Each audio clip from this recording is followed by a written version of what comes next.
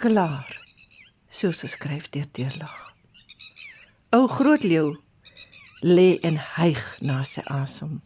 Langs hom lê die buffelbul, wat hy met groot moeite en geveg na ure se gespook plat getrek het. Hy is eenvoudig te moeg om sy bek oop te maak en te begin vreet. So voel ek soms, hier na die ouderdom se ewigste gevegte verloop het, en ek moeg agteroor sak van uitputting. Draal my gedagtes altoos terug na die leeu en die buffel. Natuurlike verloop in die kosketting, welverdiende rus na harde, ewige stryd.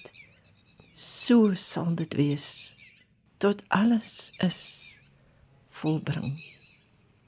Geskryf deur Deurlag, gelees deur Margaret.